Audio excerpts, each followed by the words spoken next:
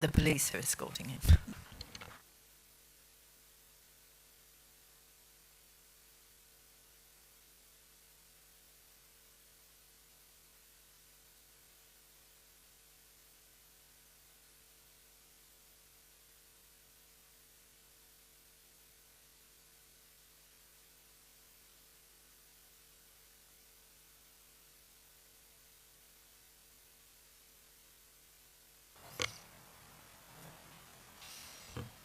Morning, Mr. Payet. Thank you for coming back today. The Commission is very grateful to you. Your presence here is in relation to case 0011, Dorothy Chang Him et al., and in particular with respect to the Liberation Memorial Fund. At the time of giving your evidence last time you appeared, you couldn't throw much light on the issue of compensation to the Chang Him et al. Family because you could not access the file. So we're hoping today you have a file and you can provide us with the information. We'd like to know about any compensation paid to the Chang Him family. Thank you. Pour commencer, je vais donner permission. Il y a quelque chose que je veux clarifier. Avant hier, je suis dit que je là, ils ont mon nom, je suis dans le coup d'État, mais je suis content de faire clair qui vont passer le coup d'État. Merci. Pour M. Changhim, dans le file qui maintenant n'a pas aucun record qui est payé.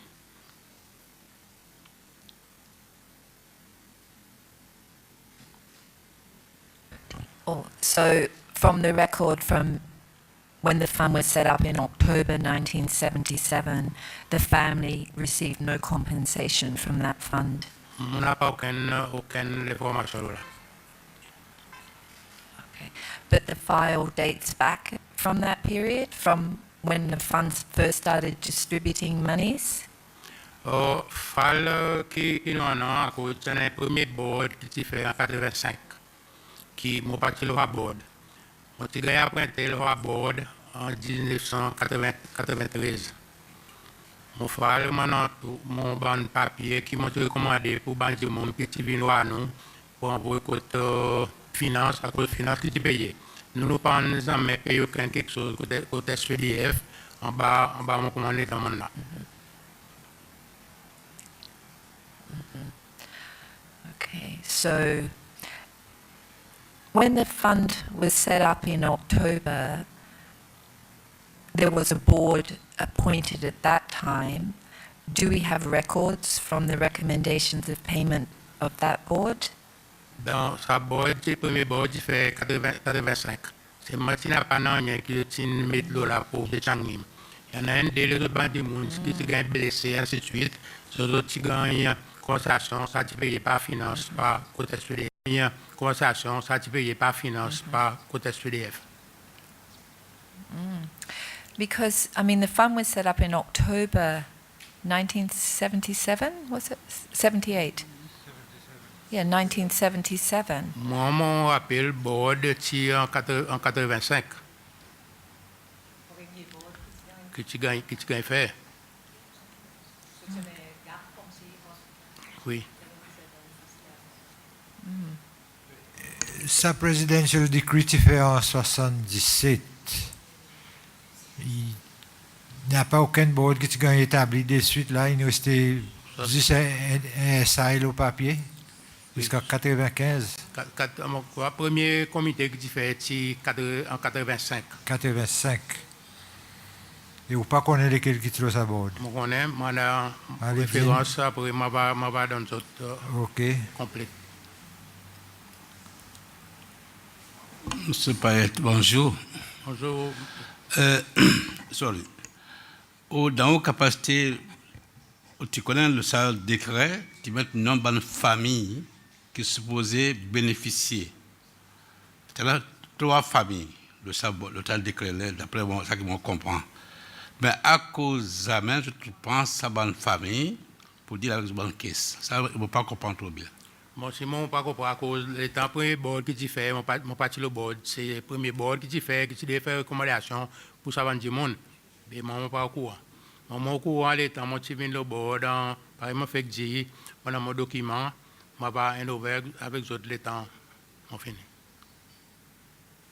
Sa question à cause de ça, bon, le gouvernement qui a assez de pouvoir et ça décret mettre en place pour un purpose bien défini, c'est pour assister famille, ça descendants, relatives.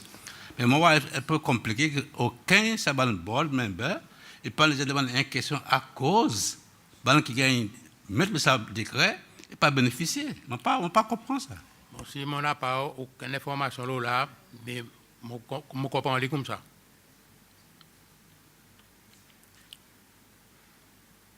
I mean, I think we do know that the family of Francis Rachel did receive some money, according to Marcus Simon, his evidence, the chart that he showed us, but we didn't see the Chang Him family on that list. It's just a bit puzzling that it took 8 years, really, for there to be a board established to start administering from that fund. I mean... On n'a aucune idée à cause, tu penses à quantité de temps? Non, je ne pas connaître. Non, pas de là.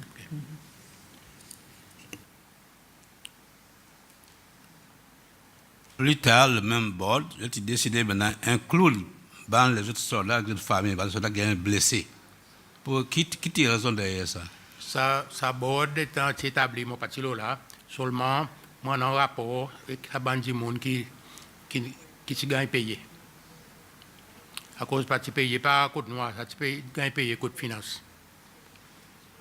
Pour un gagne payé, l'instruction besoin sortir quelque part, besoin donner instructions.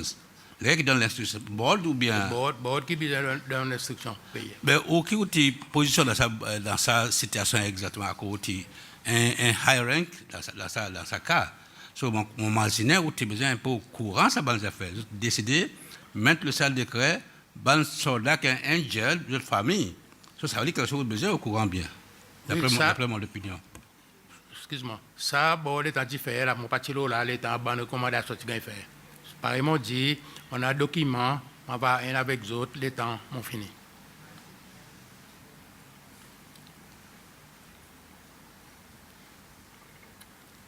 And how many people around about benefited from the fund from your time on the board?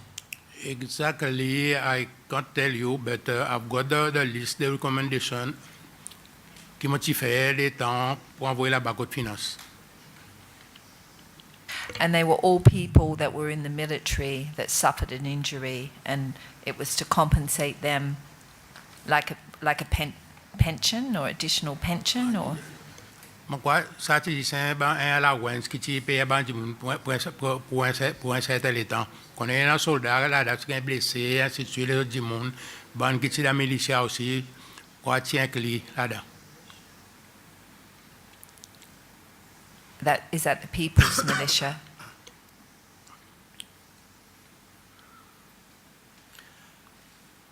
Monsieur Brigadier, bonjour. Bonjour. Approximativement, qui montant ban du monde qui gagne l'aide environ combien d'argent tu gagnes à chaque fois que je ne fais une requête? Il y en a qui gagnent 5 000, 10 000, il y en a qui gagnent 500, 600 montants. Ça, moi, il y a décidé, finance qui décidé. Moi, juste un éclaircissement. Et un rimaire qui cause le fond et dire que sa Memorial Fund, c'était l'argent là gagné pour construire la case du monde. Ça, moi, pas au courant.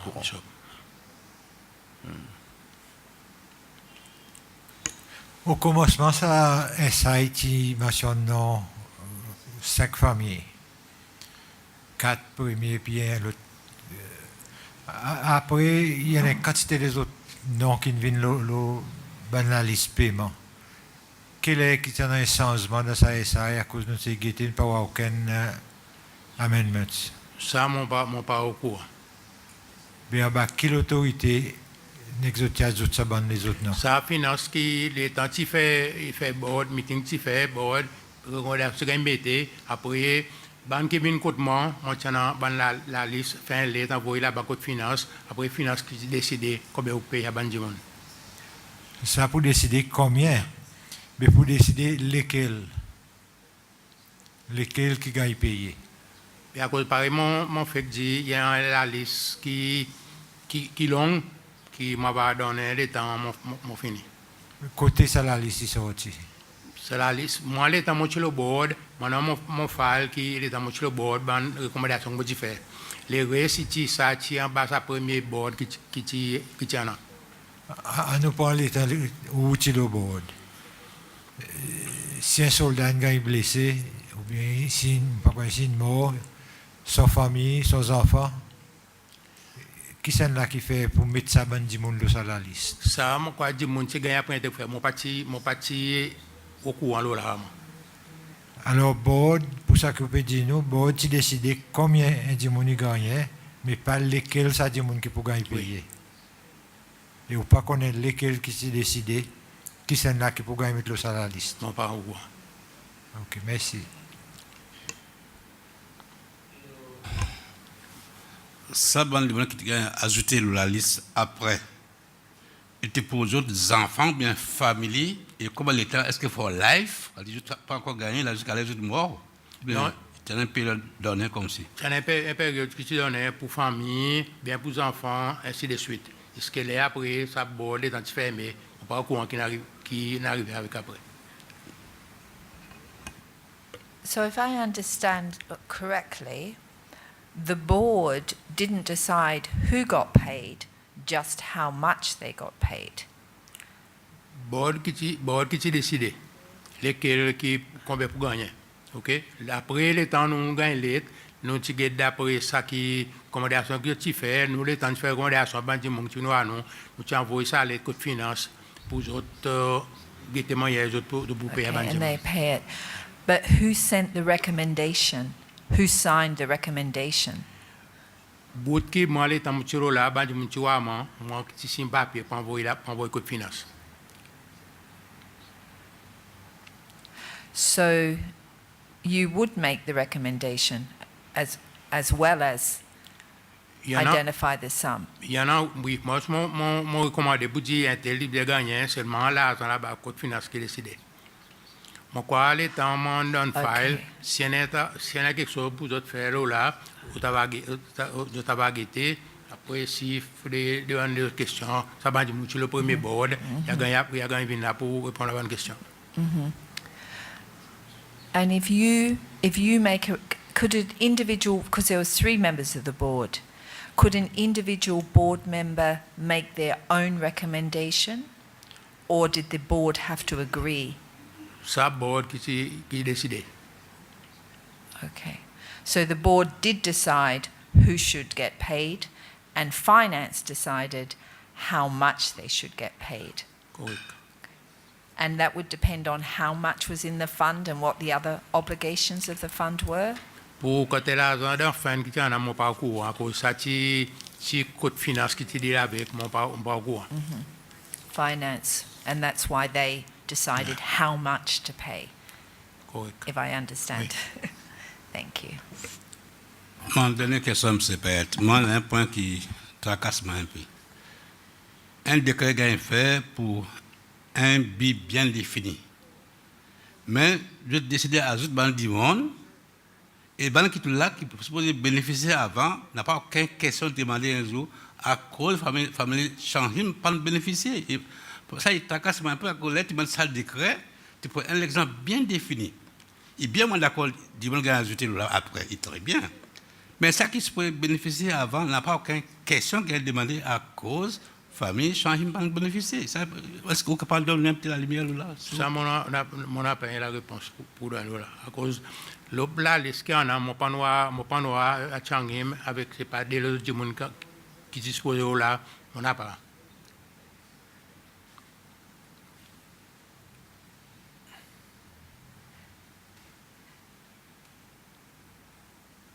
I mean, the case of the Shanghim family is basically the killing of their father and then further victimization thereafter because they were not aligned with the political regime. Were people not aligned with the political regime likely to be beneficiaries of this fund? Ça, mon appel à réponse, c'est ça que vous pouvez dire, M. Changim, qui on connaît, c'est une victime qui peut gagner.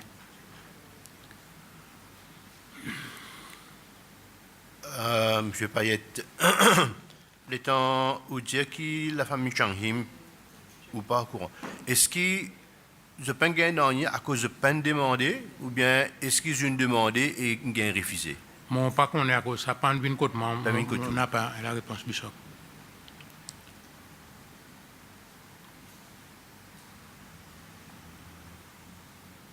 C'est correct pour mal dire que je fais ça une décision de pas suivre la loi.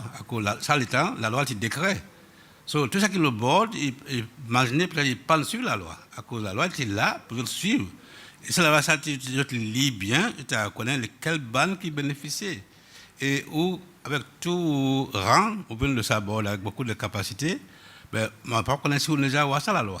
Ça le décret. Mon pas noir, moi. Et les files qui viennent, qui m'ont un papier là, mon passant un peu bref là, c'est tout. Vous voulez dire nous où tu le sabord?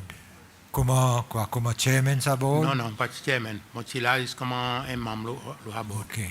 Où tu le sabord, mais jamais on parle de temps pour lui, qui ça décrit, qui établit sabord et qui sabord il devrait faire? Il y en a beaucoup qui m'ont dit, qui m'ont pas imaginé. Seulement, pareil, moi, peux dire, dans sa file qu'il y en a un document, ça degré, les moi, dans d'autres, après, s'il y en a quelque chose, on va refaire là. Non, mais moi, je suis content clair, c'est ça. Si, ou, comment imam sabord, où tu gagnes à pointer comme imam sabord, si tu assisé, où tu penses à décrire, où tu lis, où tu guettes qui obligation ça bord de mettre le l'état où vient même ça bord. Oui, si mon lit, à cause moi quoi, ça qui devait faire comment c'est le chairman qui lit ça. L'état où tu le bord, lequel qui tu chairman. Par exemple Michel, lui qui était ministre des Finances à l'époque. Ça y est un nouveau élément, ministre des Finances. Tu chairman sa board ou tu dans Armed Forces, dans SPDF, ou faire recommandation ou envoyer au ministre des Finances. Ou bien. C'est correct. Ban qui vient voir moi, fais ça, mon envoie aux autres, après les autres qui décident. Mais lequel qui est troisième membre sa board? C'est un board, c'est un qui est premier, qui est. Par exemple, Michel lui-même, c'est un M. Changleng, après c'est un ex-commissionnaire de la police, donc commissionnaire Louise, si je ne me pas trompé. Non, mais moi, à cause de l'époque où tu es là, le sabord. Tu es là où, tu es ex-président Michel, après lesquels? M. Changleng, qui est finance. Est-ce que lundi, il vient faire application?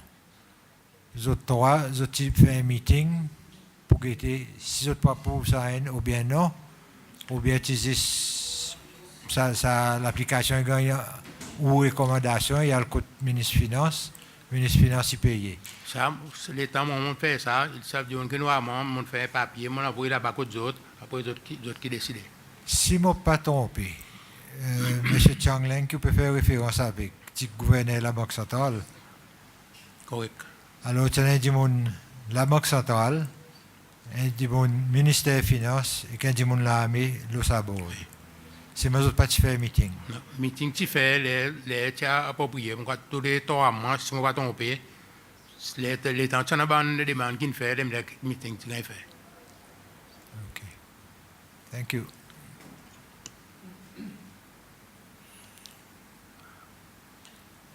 Est-ce que, M. Brigadier, est-ce que tout le monde qui ne recevoir l'argent depuis sa fond, est-ce qu'ils ont tous une connexion avec l'armée? Ou bien est-ce qu'il y a des gens en dehors de l'armée qui gagnent un bénéfice? D'après un papier que moi, il y a des gens qui quand on a un problème, ben, tiens, difficulté, qui aussi gagnent l'argent.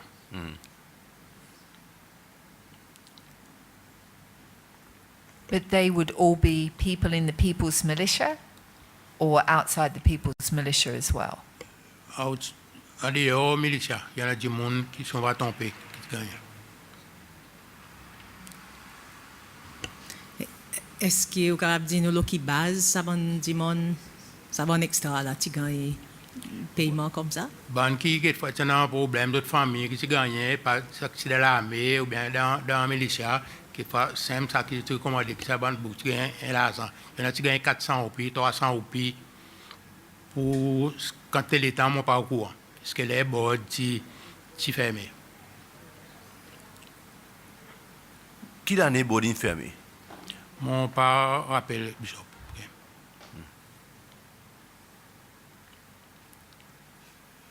Ça, le temps, là où un membre board, où tu gagnes un allowance, bien non. Je la membre board Seychelles, mais pas qu'on a plus de la question, on peut refaire tout. Situation comme il a. La plupart board members, on a un petit allowance. On peut se demander si ça board, tu as un allowance. Mon pas gagné, mon crois pas.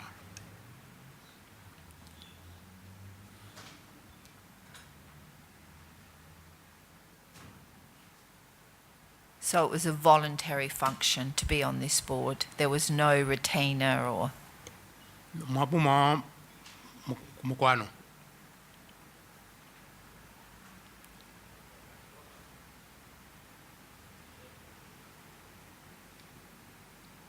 And the file that you have, what is the time period of that file from 1985 until today? Il y en a bout oui, après bout qui est en moitié là. Qui le temps qui vous arrêté le habod là où vous y allez? Ça borde pas fait beaucoup le temps moitié là. Qu'il faut un 3 ans ou bien 4 ans. C'est mon pas rappel qui date.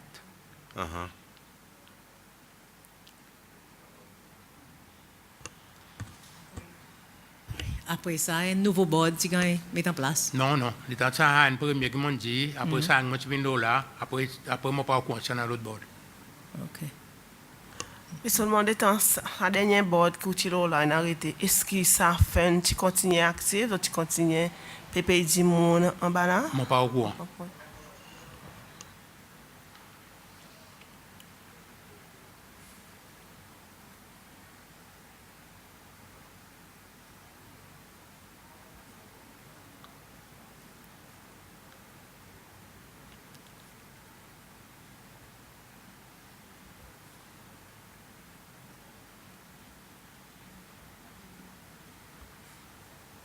Thank you, Mr. Payet. I think the evidence we heard from Marcus Simeon was that the fund is still active.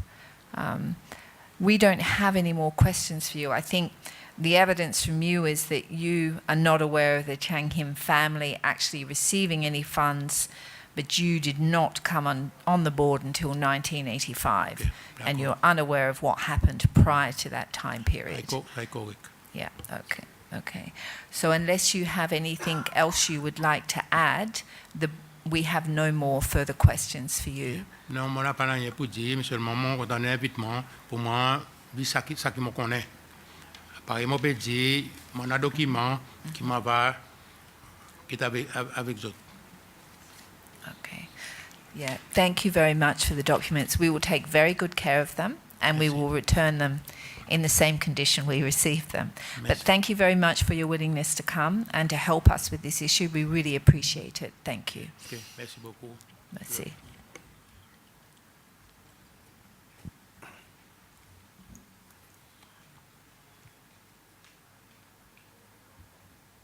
And you are free to go. Thank you. Thank you very much. Okay. If you need me for any clarification, I can come. Thank you. Much appreciated. Thank you. Can you call the second witness for today, please? Mr. Paul Chow. We'll have a look at the file.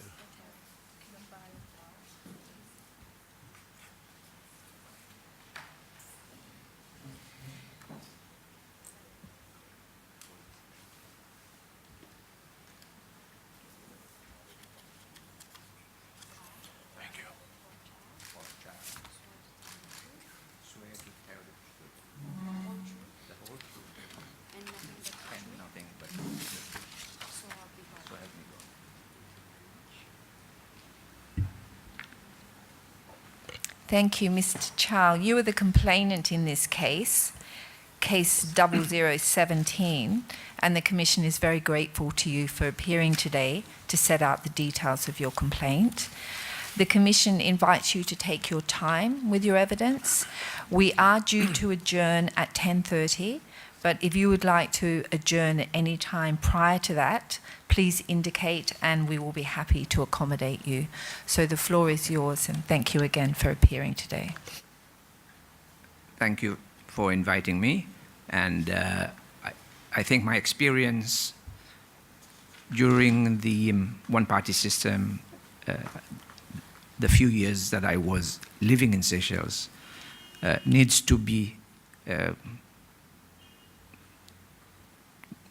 shown, to tell to anyone, because those were the worst times that our country went through. If I may add a little explanation, I heard the previous speaker and the questions being asked at him. Who sent these recommendations for the fund to be, payments to be made? First of all, the fund was a secret. The public never knew the fund existed. I only found out, although I was in the business of selling newspapers and magazines until I was arrested and sent into exile, I never knew, nobody ever knew there was such a fund. The only time I found out was a few years ago when I was digging through the laws of Seychelles. Suddenly I saw this fund. I informed the children of Mr. Chung Him at that time, who I knew, and they said, we never knew there was a fund. We never got any money out of it. Now, who recommended people from the fund? And we all know that at that time, the law was Mr. Rene. Mr. Rene held two hats: the President of the Republic, the President of the party. The party owned the Republic, the government. When the Commonwealth came in 1993, in their report, they specifically said that the party should be delinked from the government. So the question was really not, nobody could answer that question. So who came into, when they changed the fund or they added different beneficiaries, this was just through instructions. The gentleman who was sitting here was a rubber stamp. His was not to reason why. His was to do what he has been told to do. He takes it, he approves, and it goes to the Ministry of Finance. The only reason why they create a modicum of legality was because we still had the Auditor General as quasi-independent person. And the IMF needed to see the auditor's report. So they wanted to make sure that any expenditure of government was approved by law. So that was the only reason why, and everyone on the fund had dual responsibility. The Minister of Finance instructs the Minister of, as a member of the fund, instructs the Minister of Finance to pay. So it really was not a proper arrangement. And the best understanding of this is to get the auditor's report for 1983 to 1987. And in that report, you could see that in that period of time between 77 and 1987, there was virtually no accountability. Expenditures of public funds were done at the whims and fancy of the ministers in the government. And even ministries had bank accounts, which the IMF outlawed in 1988. So just to clarify this situation, this was the framework, this was the way things were done. It's not the way we do it today. Today there's accountability. At that time, there was none. Now, in my case, 1979 was a watershed year because of the student demonstration against the NYS. The problem with the student demonstration was the parents who were telling their children this is not acceptable.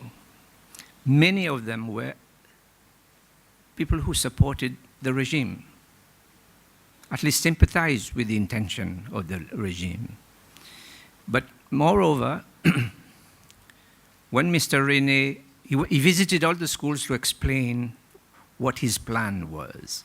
The main issue was that the National Youth Service was going to take place on an island 150 miles away, Kwetivi Island.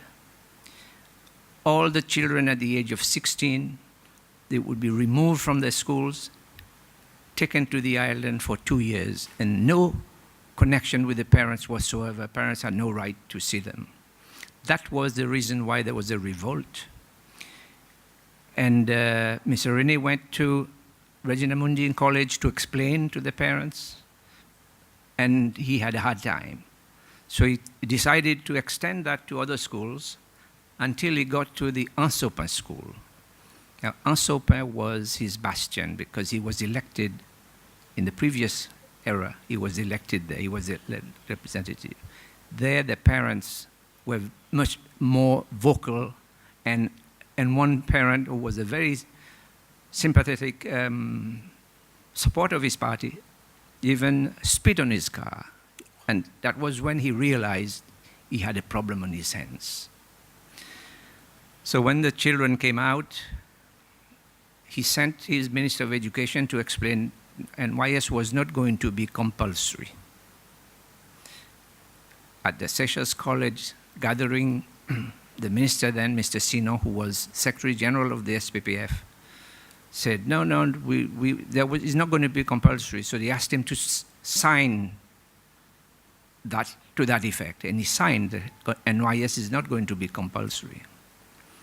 But the only problem, he abolished all the schools and declared that nobody could get any further education unless you had gone through the NYS. So that was the condition at that time. Now, as regards myself and Gérard Wao, we were good friends at school, and also at one time we were neighbors at Montfleury.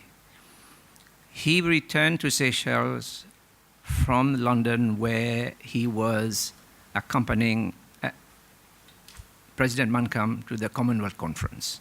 He was an officer of the State House. And he was appointed Chief Immigration Officer on his return.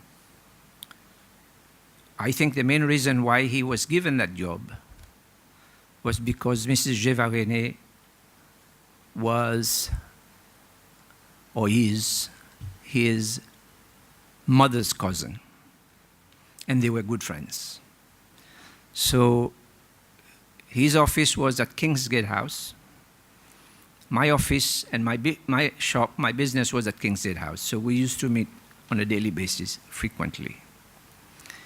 And the two together, we decided we could not allow the situation to evolve without any, some people showing that we don't agree with it, the setting up of the one-party state. So we decided we would distribute an underground leaflet. And the leaflet was prepared by myself and Gérard. He wrote most of the articles. Funnily enough, most of the old version that is now acceptable. And we prepared an issue which coincided with the student demonstration and the going up to State House. So we took the occasion to distribute that leaflet. During that time, we had a few people come in to take it. The leaflet was printed by me. Unfortunately, a few people were sent to prison on the because they thought, like Mr.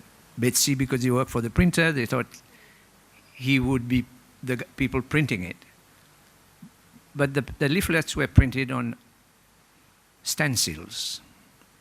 not in the normal printing press. The reason why I printed it, because I was the agent of the company that manufactured those stencil machine. And I printed the newspapers at 4 o'clock in the morning. I would come to the office. Most of the time, the security officer would be sleeping. So I would pass by him, go to my office. I would duplicate maybe a few hundred copies. There wasn't a lot, a few hundred copies. I cleaned the machine. I knew how to do that. As an agent, I had to send one of my workers to Kenya to train how to service the machine and everything. And when he came back, I asked him to show me how to do this and to do it after hours so that the staff in the office did not know that I knew how to operate the machine. So at 4 o'clock in the morning, I would print the copies, keep it in a bag under my desk, and take the stencils home and burn them. So nobody knew who really was printing the machine. And as regards the office, I didn't park my car near the office. I parked it in the empty car park of the Seychelles Club so that the two did not connect. But I think Mr. Rene came to a conclusion that probably we had something to do with this, but not necessarily me. The reason I say that was because during my entire time in detention, 9 months, they never asked me a question. They never asked me anything for it. I was never questioned. I was just taken up there. The arrest came on the afternoon of 1979. In the morning, I was in the office of Gérard Wao, and we were discussing the situation. At that time, the French police advisor, a gentleman by the name of Jacques Chevalot, came to the office because he was advising them on the immigration department on sending their workers to France for training. And also we discussed politics, how things were developing. So he told us that he worked very close to with the special branch, and he said, well, we understand there is a list of people to be arrested, and Gérard Wao was on there. So he got one of his young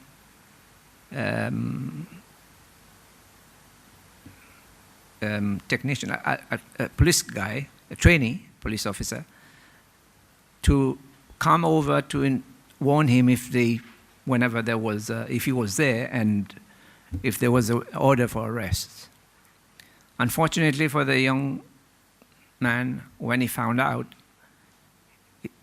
he couldn't call because he knew that all the calls from the police were recorded.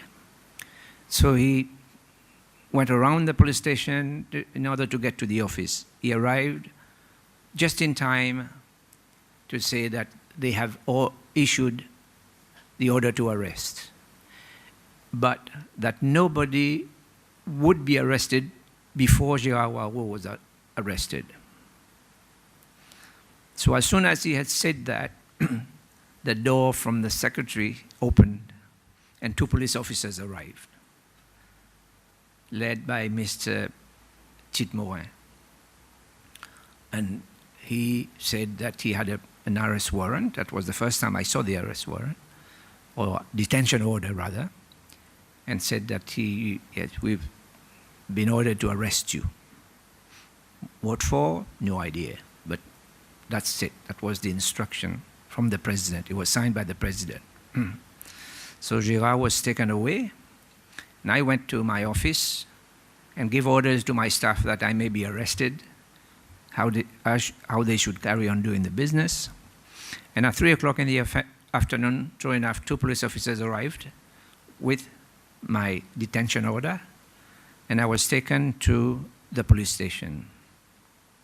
At the police station, there were about 15 people already gathering there, and more other people were being brought in. So my name was taken down in some occurrence book and told that you have to go to the cell. The way it was organized, I wasn't taken to the cell. I went to the cell, so to speak, because the cell door was wide open. Just go in there. That's the only way they could hold all of us. And nobody knew what was going on except for the only other person that was not arrested but in the cell was a drunkard. He had been brought earlier, and nobody realized he was there to get rid of him or something. So by 5 or 6 o'clock, we were told, by then quite a few people had arrived. So we were told that we would be taken to the prison. That was around 5 or 6 o'clock.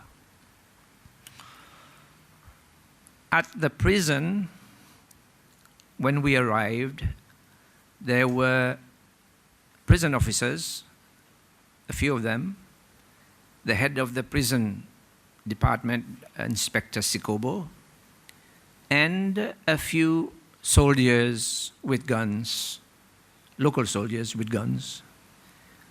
On the other side, there was a lorry full of Tanzanian soldiers.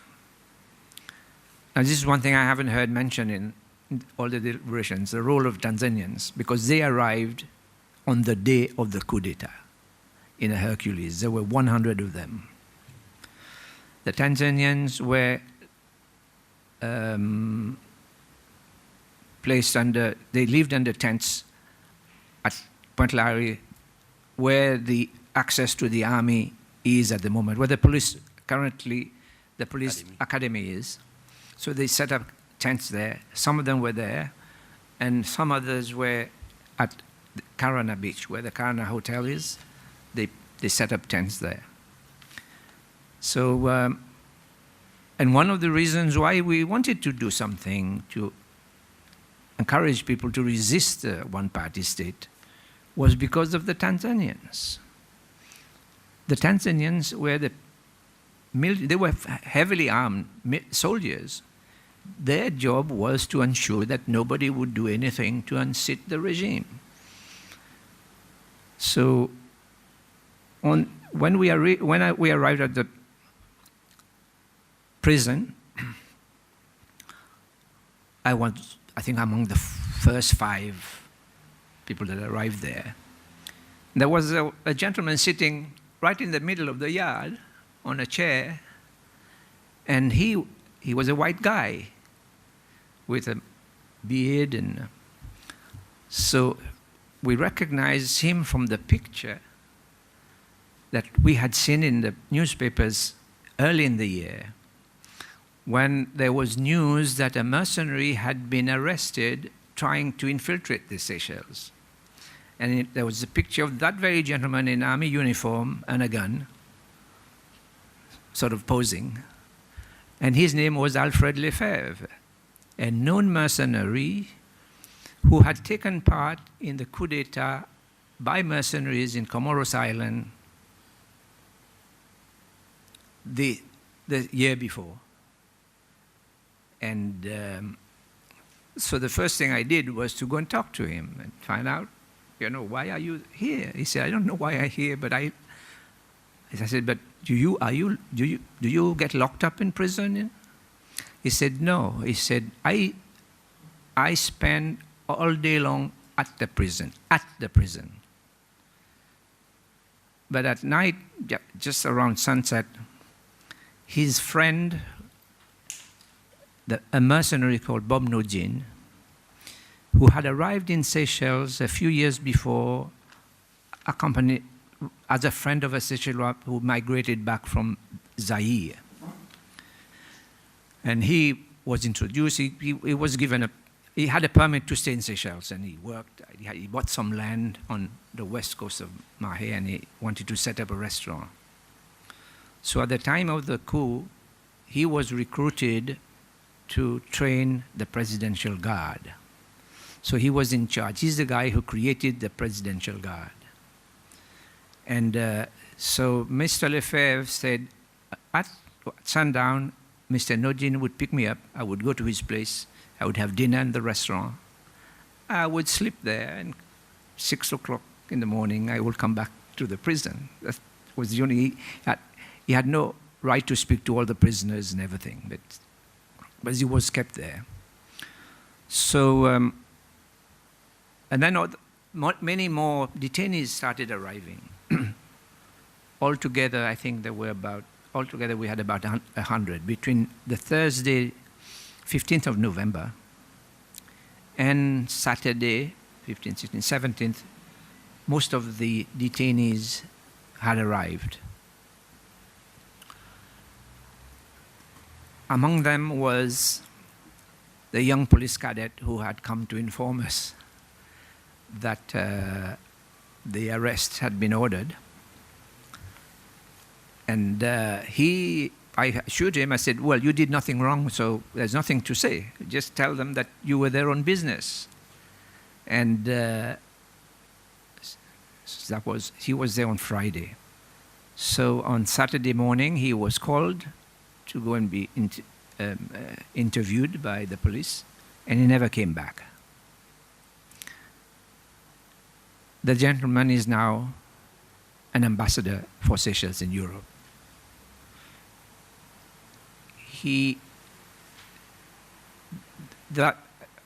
During the day after this first few days, we heard on the radio the next day that the president had organized a birthday party at State House for the elderlies, which he traditionally has been doing that.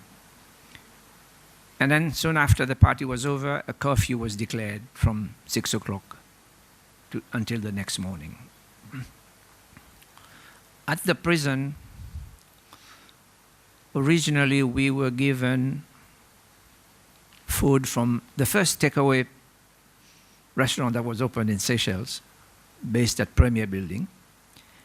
And after a while, maybe about a month or so after that, they changed. They would not, we had to get the prison ration cooked by the prisoners. And the prison ration is basically a plate of rice, 2 pieces of fried kawang, and some bouillon bread. Perfect meal for someone who wants to have a healthy lifestyle. Except one day, the one gentleman who was by profession or by job an officer or health officer, his piece of karang was piping hot. So fortunately for him, he broke it apart, and in the middle was a live, what you call that, mutuk, you know, that's maggot, yes. And the maggot, I mean, the hot oil didn't even kill it. It was because they had fried frozen kawang, which was already rotten. Anyway, so we all checked to make sure the piece of kawang we got was really safe to eat. And during the course of the month, various detainees were called down to the police station for questioning. Except me. I was never asked to go down for questioning. Until my wife, who was, at the time of my arrest, was following a postgraduate course in Scotland, came on holiday for Christmas, and she went to the Commissioner of Police, and they came to take me down to his office, not to speak to the Commissioner, but to speak to her. And so when I reported to the Commissioner that I'd never been, nobody has ever questioned me, so why am I up there? They said, okay, what do you know about the leaflets? So I pretended I knew nothing about the leaflets. Could he give me a copy so I could see what it's all about? So he said, okay, don't worry. So that's all the question there was for you. So in effect, I was held there. I think eventually they came to the conclusion that the leaflets were Jawa and myself. So the two of us had to stay in prison, in detention. Gradually, over the months, detainees were released. And until there were about 13 of us, that was around April, May, I think, the following year.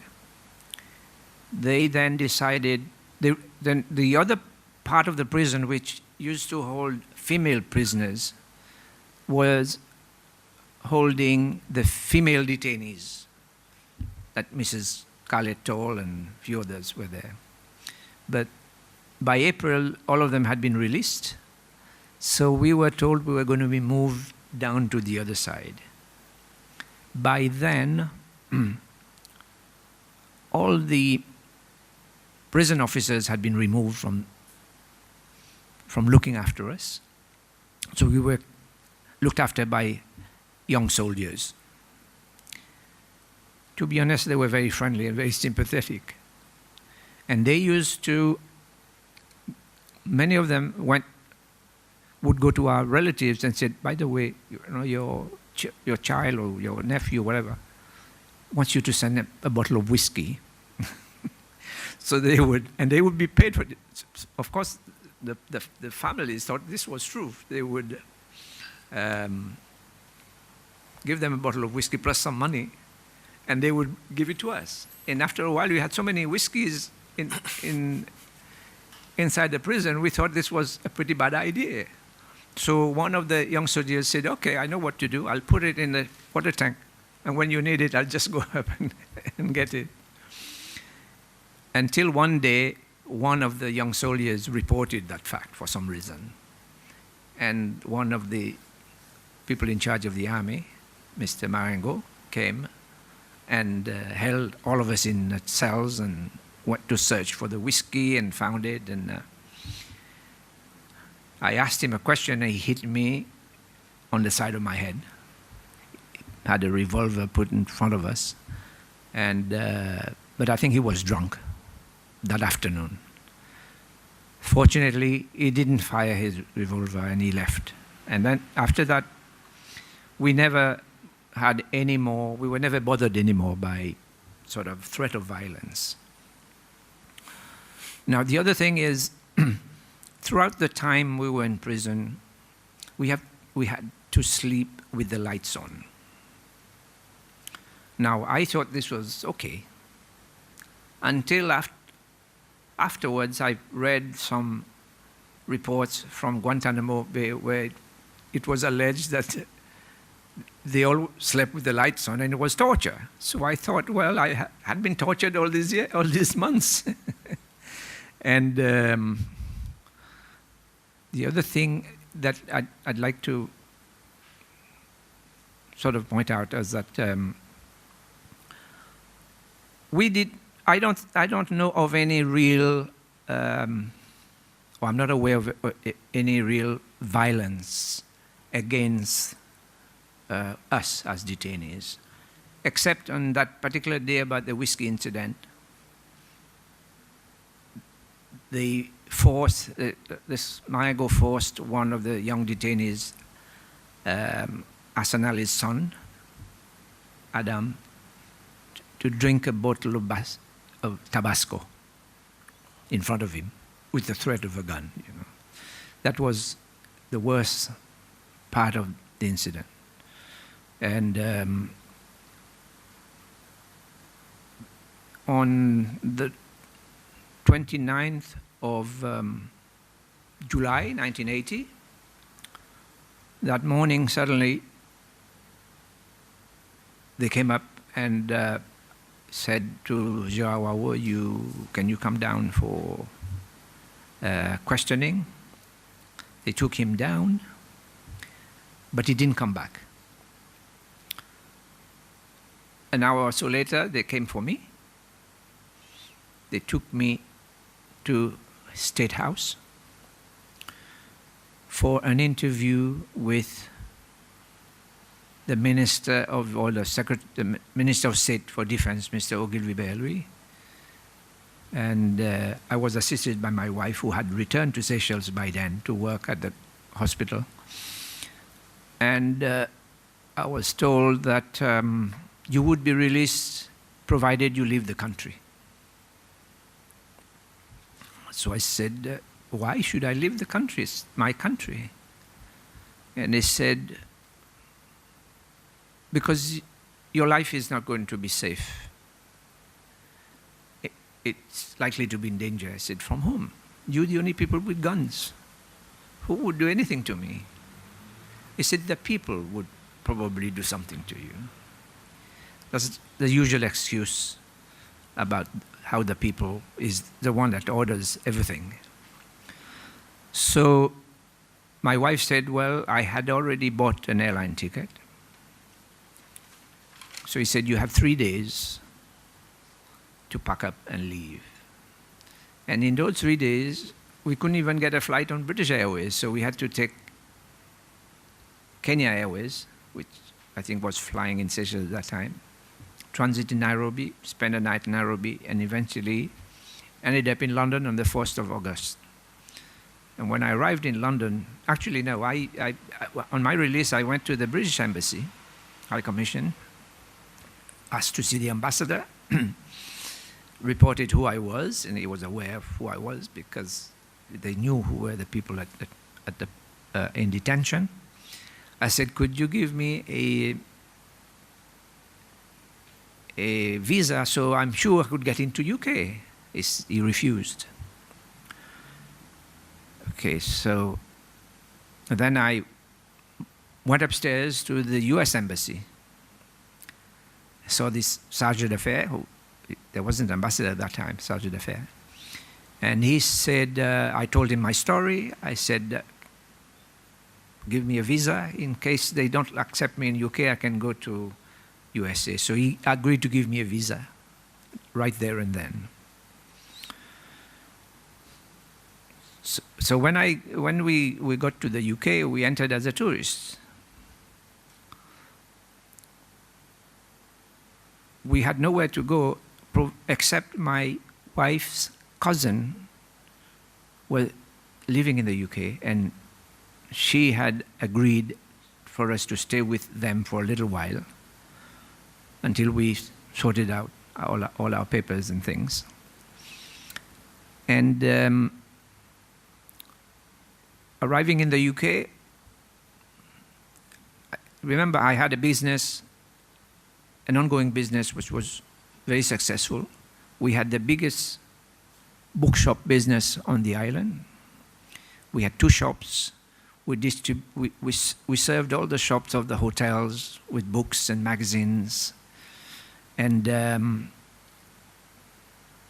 company that I was running was originally started by Mr. Mancom, President Mancom, when he was a young lawyer. And when I took over the business, we were turning over 350,000 rupees a year. When I was arrested that was in 74. When I was arrested in 1979, our turnover was 3.5 million. So you could see the success of the business. We were making 150,000 rupees net profit. And I was a 33% shareholder of that business. And all the money we were making were reinvested to build up the business. We had 2 bookshops. And, but then I realized from the very beginning, just before the coup d'etat in June 77, the sisters at convent came to me and said, we're looking for a literature book for the students doing literature at the end of the year. We couldn't find it. Can you please order it for us? And I got it, 5 copies, which I asked to be sent by air. When it arrived, I called them, and the secretary came and said, I'm sorry to tell you this. We've been ordered by the Minister of Education, Mr. Jacques Odoul, not to buy anything from the News Service bookshop. So I said, doesn't matter, I wasn't going to charge you anyway. This was a gift to the school because the children, the students needed to go to have the book for the final exam at the end of the year, Cambridge exam. The same thing happened with the magazines. One of the magazines that we were importing and distributing was Newsweek. Now, Newsweek was the most popular magazine, or even to anything in Seychelles. We were importing 900 copies a week and selling 700 copies a week. So it was quite a popular magazine. And the company used to send us a little cassette with a commercial, radio commercial. The magazines arrived on Thursday, dated Monday. So as soon as we got the magazine, we sent the tape to the radio for advertising, and so that is how the sales also were built up. Until one day, the gentleman in charge of the radio, a good friend of mine, Mr. Baudouin, called me and said, look, we have a problem. He said, we've been ordered by the Minister of Information, Mr. James Michel, not to accept any commercial from News Service, because that magazine is a capitalist magazine. So I said, okay, well, if you can't advertise, then that's okay. So these were the beginning of the, I mean, at that time, there was not even demonstration or underground newspaper. It was very clear that I was targeted for my connection with Mancom, and also that I wasn't in the government, I was not in the forefront of politics.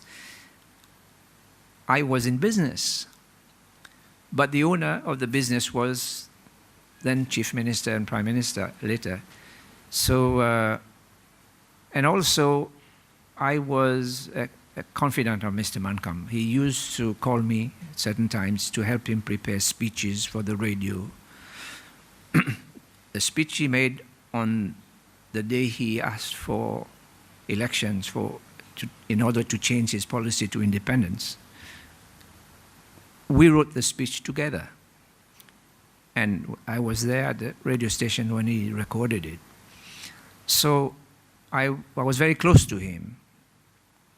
Sometimes he would call me to do certain things which he didn't want to give to his civil servants to do, pass certain information, things like that. So, so I presume I was a target because of that. And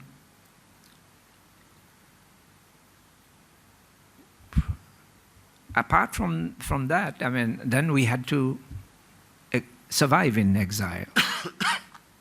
Fortunately, my wife, who had by then got her diploma as a nurse tutor,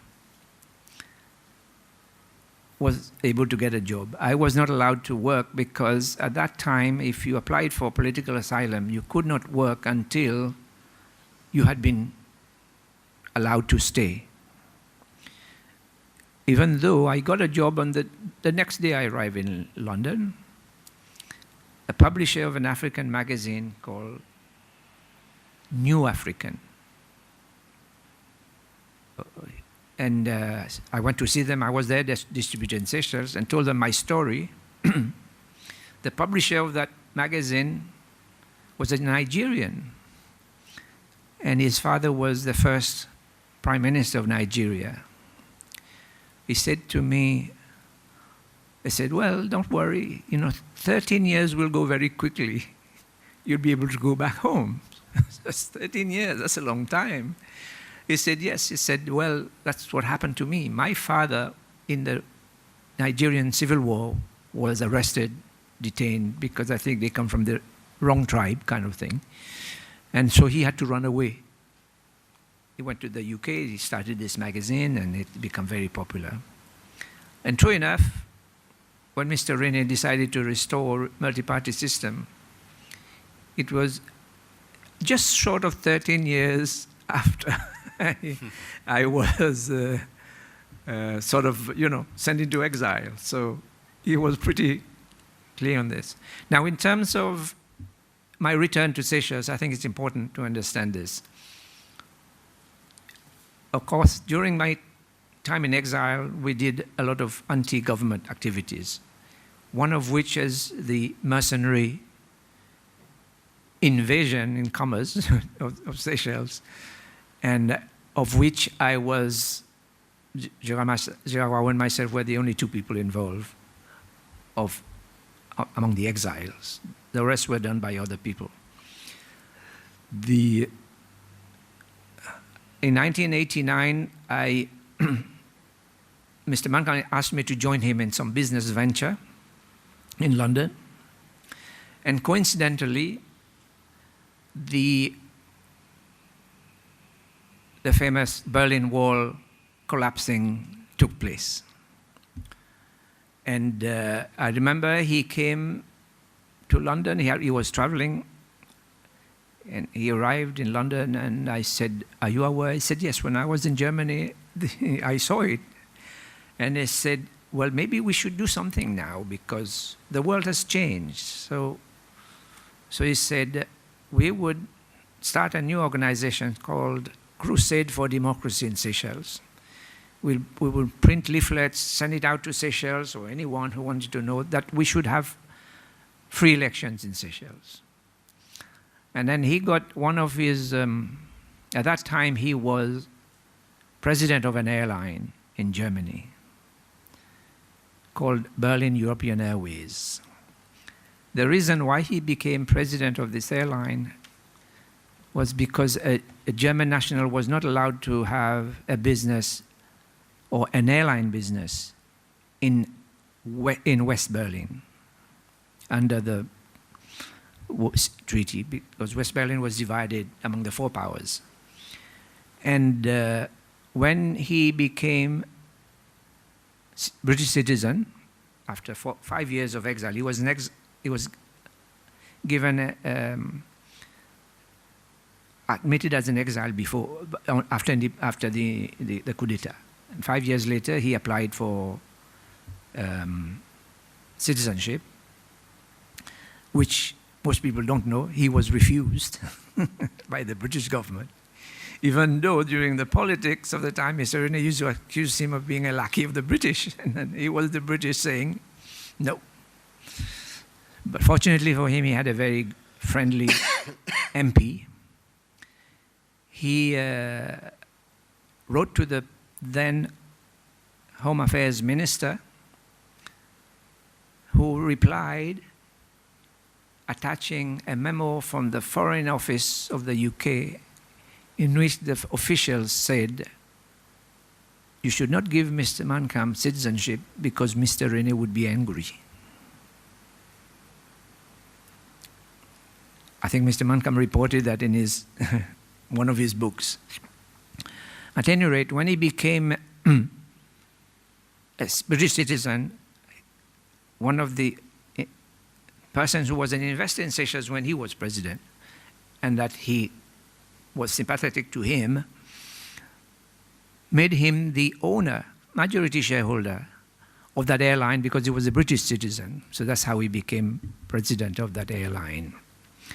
Now, we published this leaflet. No, first he got some money from this gentleman, and we placed an advert in the Times of London, an open letter to Mr. Rene for him to organize free elections and return Seychelles to multi-party system. We took copies of this advert and sent it to all the foreign ministries of the democratic countries of the Commonwealth. The only foreign minister who replied to us was from Australia.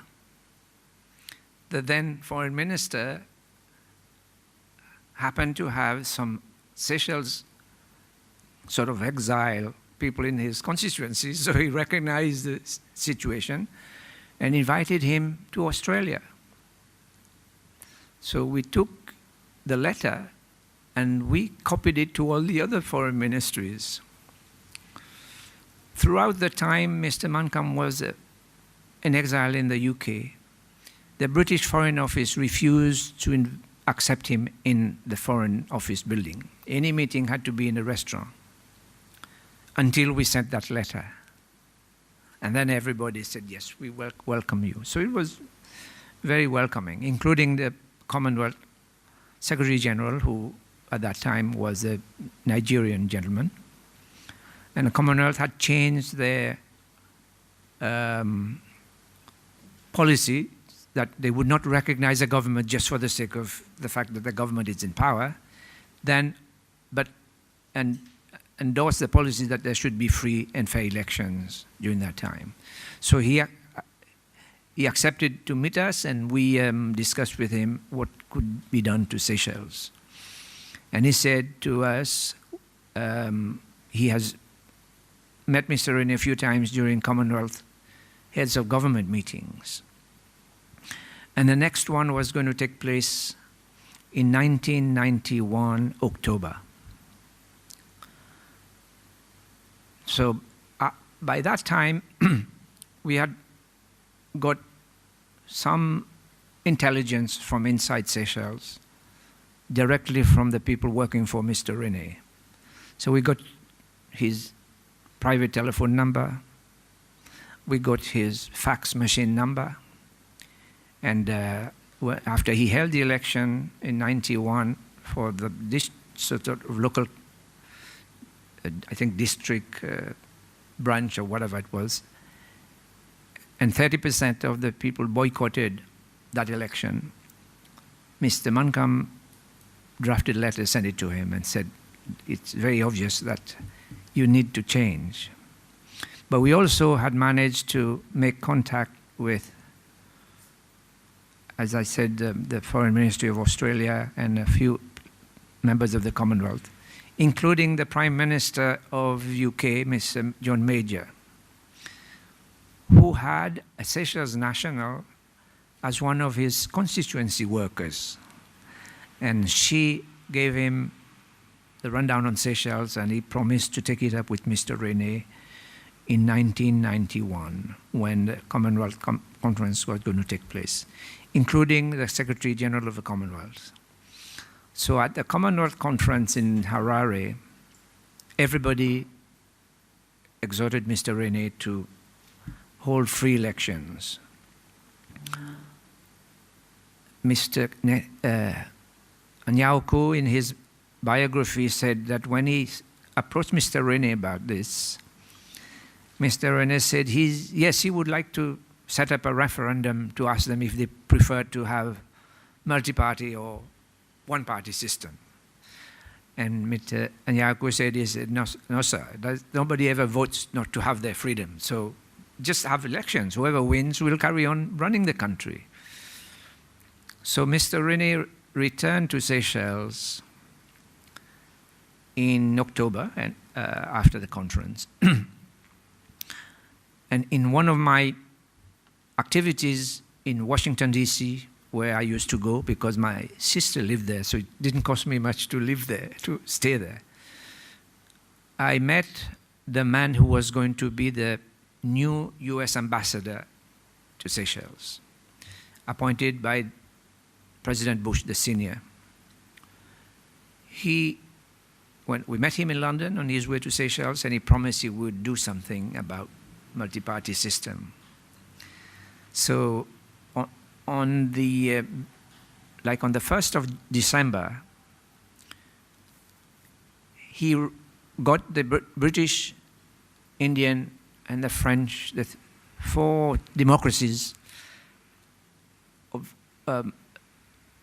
in Seychelles to join him, and wrote a letter to Mr. Rene urging him to reintroduce multi-party system with the threat that if he doesn't do so, we would be speaking directly on SBC of the need for multi-party system at every occasion. So Mr. Rene gave them, so they asked for an appointment to present that case to him. Mr. Rene gave them the 5th of December for the meeting. On the 4th of December, he called an extraordinary congress of the party where he announced that he would return the country to multi-party system. And on the 5th of December, he announced that Seychelles would be returned to multi-party system. And in the morning of London time, while I was in the office, Mr. Mancam was in Washington, D.C. to address a conference at one of the think tanks.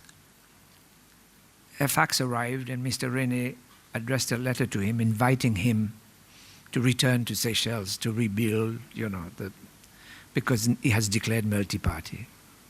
So when I called him at 5 o'clock in the morning, his time, and told him this story, he said, "You are joking. What are you telling me this?" I said, "But I've sent you the copy. Go and ask them to give it to you." So, okay, when Mr. Mancam came back to London, he called Mr. Rene because we had his private number. We had never used before, and said, congratulate you, pleased that you want to change. Let's hope we can work to rebuild the Seychelles that we knew before. And he said, "But Paul Chow is going to arrive in Seychelles in a few days' time. Can you meet with him and we will discuss how I will be able to return safely?" And true enough, Mr. Rene said, yes, when he arrives, asked him to call my office and we would set up a meeting. So I arrived on the 10th of December, and the next day I was given an appointment for the next day to see Mr. Rene. I went to State House, and I had an audience with him. The first thing I did was to shake his hand and said, "Well, just to clear the air, I have no longer any problem with you, because the only thing I wanted to come back home. And you banished me, now you've allowed me to return. So from now on, there's peace between us, except I will never support your party, but if you respect that, I will respect you." And he shook hands with me. He said, "Okay, no problems." And we discussed the issue of security for President Mancam when he returns and everything. So that was the only time in my life that I had a one-on-one meeting with Mr. Rene. Although I had met him before the coup d'etat on many occasions, just like that. And so we then made arrangement to return to Seychelles. The rest is history. There's no point in going through that. But also, Mr. Mancam didn't want any conflicts. He said Seychelles would not benefit. So he wanted to have a reconciliation. He was the first one who talked about reconciliation. I remember in one of the meetings we had with Mr. Rene, he said, "Look, why don't we make a joint statement? And let's say when we were young, the world was divided between the communists and the West." I said, each of us took a position on this. Now the world has changed. So we were young, and therefore let bygones be bygones. Let's have unity. So, because our supporters would still believe that the struggle was going on. And Mr. Rene didn't say anything, but he never took on that point. During the Constitutional Commission, which was held from 1992 after the election to 93, I was leading the Democratic Party delegation. The first one when it was held in camera. And